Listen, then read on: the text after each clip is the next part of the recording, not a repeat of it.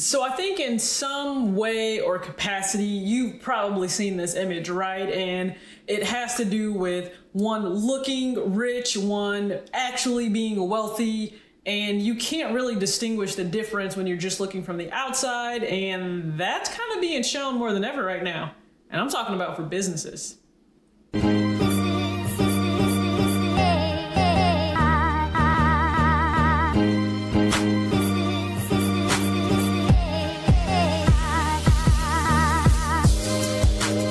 It's your girl TJ back with another video, Talks with TJ, aka TJ2 Swoosh Chains. I hope you all are having a great day. It is a Monday when you're seeing this, so I hope you got to start your week off a little bit better, maybe than last week. That's always what you want, to start it off a little bit better than last week. Sometimes that's all you can ask for, especially in these very weird, very uncertain times, but just keep the overall well-being of everyone in your thoughts as you're going about your day. Also, if you know somebody that is a healthcare worker, shout them out, say, hey, we appreciate you, we love what you're doing, we thank you for putting, yourself out. That's their job, they gotta put themselves out there, right?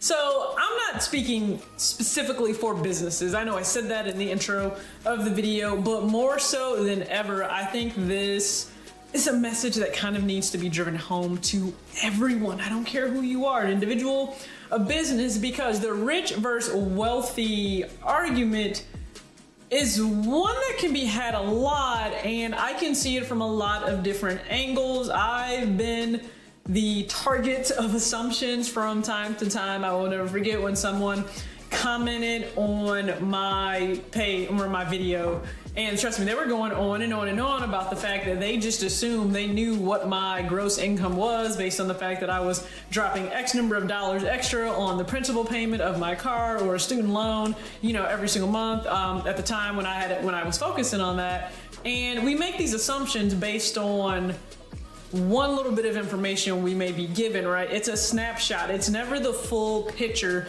because unless you are in that person's actual pocketbook, their checkbook, their checking account, you have no idea what's going on. Now, statistically, I can pull statistics to be able to get a good idea of what I think may be going on, right? I can pull the statistics that say 70% are living paycheck to paycheck, and we are seeing that in such a large, I guess, display, because unfortunately a lot of people are right now, they don't even know where the next paycheck may be coming from. They don't know when they're able to return to work to earn a paycheck. So yes, the paycheck to paycheck reality, it's something that we go through in this country, but that doesn't just apply to individuals. So when individuals may feel like, I'm a terrible individual, I'm living paycheck to paycheck, there are so many circumstances that could be that way. You could be an individual that went from one specific life situation and you had to go to one that forced you to maybe use all of your savings to put yourself in a better position overall. And down the line, you knew that you could rebuild that, but you never saw COVID-19 coming. Like, you never saw that coming.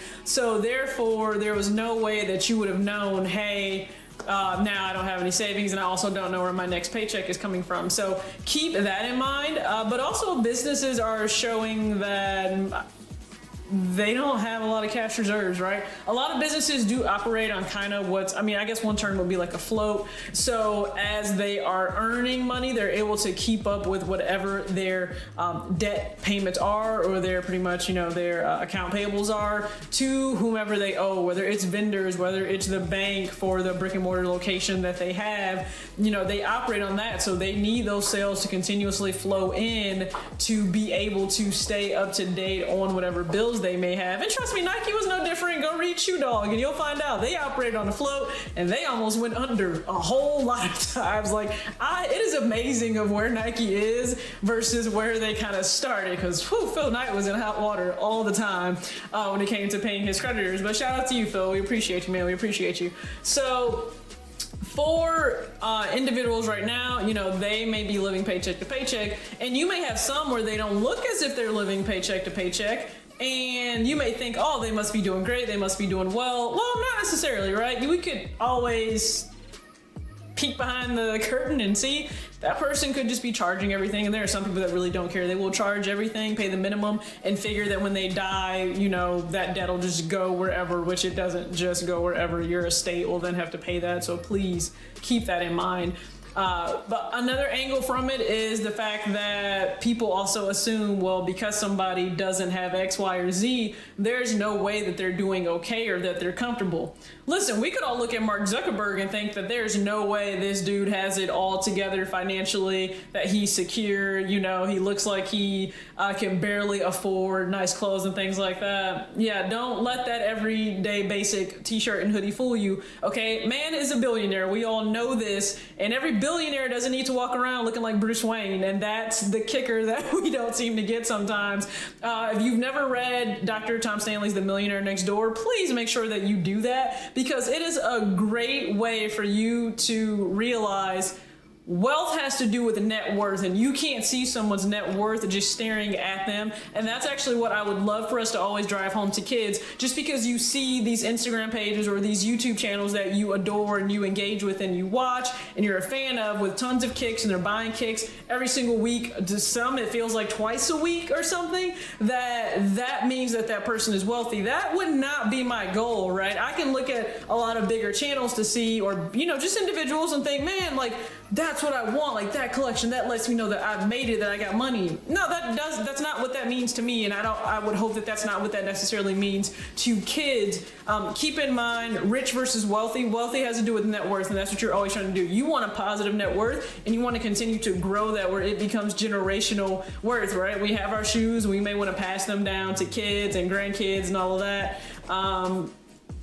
Pass down the money, pass down the thoughts, so that, you know, take care of what you need to take care of first, and make sure that you're good. Who cares what you look like being good? An on-foot pic is not what's, you know, getting you through retirement. You just got to keep that in mind, all right? So it also, some other books that you could read, Rich Dad, Poor Dad, I think I've stated that before. Another book I really need to read is the book, The Science of Getting Rich, right? So shout out to Mike the Compass. I will get started on reading that. He told me to drop everything else. So I will get started on reading that. It sounds good, so I will definitely hop on that. But thank you guys just for tuning in. You know, just a little basic discussion about the fact that, you know, looking rich and actually being wealthy are always two different things. They're in two different worlds. We need to keep that in mind, but not only do we need to keep that in mind, we need to make sure we pass that along to the younger generation, all right? So as always, act your age, not your shoe size. Peace out.